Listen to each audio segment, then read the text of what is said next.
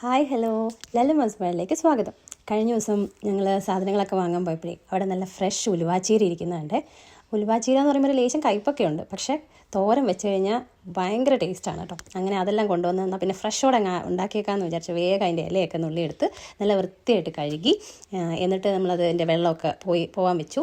എന്നിട്ട് ലേശം ഉള്ളിയും പച്ചമുളകും വെളുത്തുള്ളിയും ഒക്കെ കൂടെ ഒന്ന് വാട്ടി ലേശം നമ്മുടെ മുളകൊന്ന് ക്രഷ് ചെയ്തതും ഒക്കെ ഇട്ടിട്ട് നന്നായിട്ടൊന്ന് വാട്ടി അതിനകത്തേക്ക് നമ്മുടെ ഇലയും ഇട്ട് ഒന്ന് വാടി വരുമ്പോഴത്തേക്കും അതിനകത്തേക്ക് നമ്മുടെ തേങ്ങ ചിരകിയതും കൂടെ നല്ലോണം ഇട്ട് കൊടുക്കണം കേട്ടോ, അല്ലെങ്കിൽ ഇച്ചിരി കയ്പ്പ് കൂടുതലായിരിക്കും. അപ്പോൾ നമ്മൾ തേങ്ങ ചിരകിയതൊക്കെ ഇട്ട് നന്നായിട്ടൊന്ന് എന്താ പറയുക വെള്ളമൊക്കെ വറ്റി നല്ല വലന്ന് വന്നു കഴിയുമ്പോൾ സംഭവം റെഡി ആയിട്ടോ. അങ്ങനെ ഞാനിതെല്ലാം ഉണ്ടാക്കി കഴിഞ്ഞപ്പോൾ ഇതേ നമ്മുടെ ചക്കക്കുരു മാങ്ങയുടെ ചട്ടി ഇരിക്കുന്നു.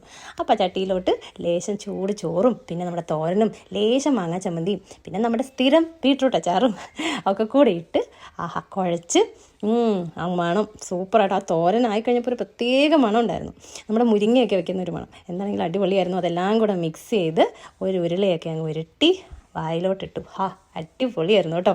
എൻ്റെ ഈ കഴിക്കലൊക്കെ കണ്ടിട്ട് മോൻ എൻ്റെ അടുക്ക വന്നു, നമ്മുടെ സ്ഥാപിച്ചൻ, അവനും വാങ്ങിച്ചു എൻ്റെ കയ്യിൽ നിന്ന് 2-3 ഉരുള. സംഭവം ഞങ്ങൾ ടപ്പേന്ന് തീർത്തു. വീണ്ടും കുറച്ച് ചോറും കൂടെ ഇട്ട് കുറച്ച് തോരനും കൂടെ ഇട്ട് അപ്പോഴേക്കും നമ്മുടെ ചക്കക്കുരും അങ്ങനെ തീർന്നു പോയി. അപ്പോൾ അതും ഇട്ടിട്ട് ഞങ്ങളുടെ ഫുഡ് കഴിച്ചു. എന്താണെങ്കിലും സൂപ്പറായിരുന്നു. ഉലുവാച്ചീര അടിപൊളി.